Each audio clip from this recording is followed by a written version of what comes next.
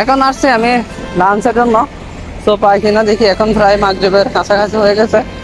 আমার মনে হয় বন্ধ হয়ে যাবে, ওই যে দেখা যাচ্ছে একদম বন্ধ হয়ে গেছে মনে হয়। দেখি সামনে গিয়ে। হ্যালো এভরিওয়ান, আসসালামু আলাইকুম। আশা করছি সকলে ভালো আছেন।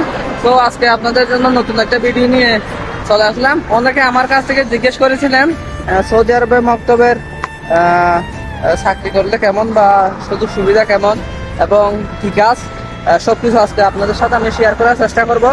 সো মক্তব বলতে যেটা অফিস অথবা যে কোনো একটা অফিস, হোটেলের হোক বা অন্যান্য যে কোনো একটা অফিসে যদি চাকরি করেন তাহলে কাজ কেমন, কি ধরনের কাজ, কি কি করতে হয়, সবকিছু আপনাদেরকে আমি দেখাচ্ছি এন্ড শেয়ার করছি আপনাদেরকে।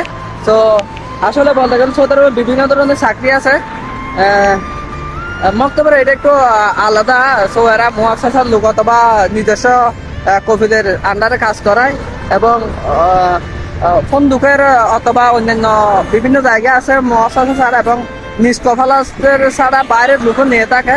তো আসলে এই কাজগুলোতে বলতে গেলে প্রচুর পরিমাণ কষ্ট। তো এই মক্তবের কাজের মধ্যে আপনার কোনো ধরনের নির্দিষ্ট কোনো ডিউটির লিমিট থাকে না বলতে গেলে। তো আজকে আপনাদেরকে একটা কথা বলে রাখি।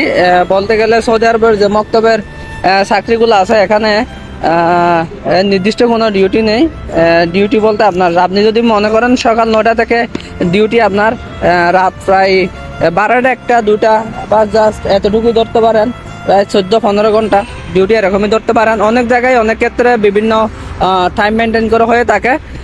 সো এই কাজগুলো আসলে বিভিন্ন ধরনের কি বলবো অনেক বেশি কষ্ট হয়ে থাকে। আমি কোনো মক্তবে চাকরি করি না, তবে আমার কাছের বন্ধু এবং কাছের মানুষ এবং আমাদের হোটেলের যে মক্তবে যারা চাকরি করে এদের থেকে যতদূর জানি বা যতদূর দেখতেছি নিজ চোখে সবকিছু আপনাদেরকে আমি শেয়ার করার চেষ্টা করতেছি।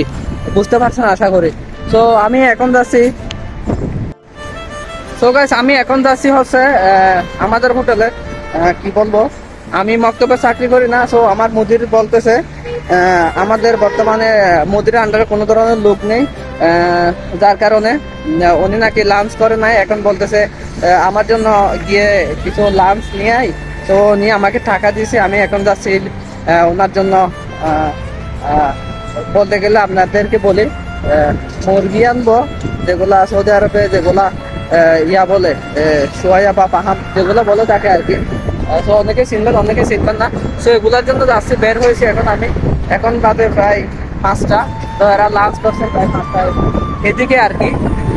বলতে গেলে প্রচুর পরিমাণ কষ্ট হতে পারে। বলবে যে আপনাকে এই কর সেই কর, বা আমার জন্য একটা গাওয়া নিয়ে আয়, কফি নিয়ে আয়, অথবা আমার জন্য একটা চা নিয়ে আয়, একটা চা নিয়ে আয়। অনেক কষ্ট এখানে। বলতে গেলে যারা আমার থেকে জিজ্ঞেস করেন আমি সবকিছু শেয়ার করার চেষ্টা করতেছি আর কি।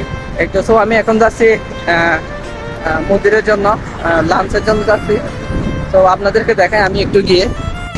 এখন আসছি আমি লাঞ্চের জন্য। তো পাই কিনা দেখি, এখন প্রায় মাগরিবের কাছাকাছি হয়ে গেছে। আমার মনে হয় বন্ধ হয়ে যাবে, ওই যে দেখা যাচ্ছে একদম বন্ধ হয়ে গেছে মনে হয়। দেখি সামনে গিয়ে। সো ফাইনালি ভাত নিয়ে নিলাম আমি। এর জন্য এখানে দেখতেছেন এখানে অর্ধেক মুরগি, একজনের জন্য ভাত আর কি। তো নিচে প্রায় 20 রিয়াল মতো একটা পানি সহ। গাছ দেখলেন আমি অবশেষে ভাত নিয়ে আসলাম। এখানে হচ্ছে 20 রিয়ালের টোটালি পানি, ভাত এবং মুরগি সব কিছু মিলে। তো আসলে সৌদি আরবে যারা হাউস ড্রাইভিং এবং আমল মসজিদ যারা দারোয়ানি ভিসা নিয়ে আসেন, আসলে প্রচুর পরিমাণ কষ্ট। আসলে সব জায়গায় একই রকম না, সব কবিল একই ধরনের না।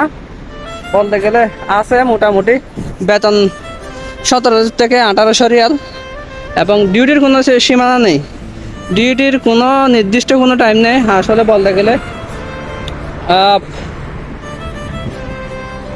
ডিউটিতে আপনাকে যদি রাত 4টা বাজেও ডাক দেয়, ফোন দেয় এদিকে এর জন্য কিছু লাগবে বা এর মেয়ের জন্য, ছেলের জন্য, ওদের জন্য যদি কিছু লাগে ফ্যামিলির জন্য, তো আপনাকে সরাসরি কল দিবে। কল দিয়ে আপনাদেরকে সেগুলা রাতের 4টা বাজলে সব কিছু আনে দিতে হবে। তো এই হচ্ছে অবস্থা।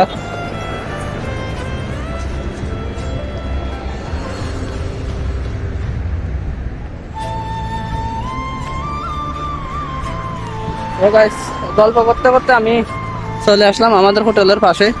তো আজকের ভিডিও এ পর্যন্ত, কেমন লাগলো জানাবেন এবং কমেন্টে জানিয়ে দেবেন কোন ধরনের ভিডিও চান সবকিছু। তো সকলে সুস্থ থাকবেন, ভালো থাকবেন, দেখা হবে নতুন কোনো ভিডিওতে। আল্লাহ হাফেজ।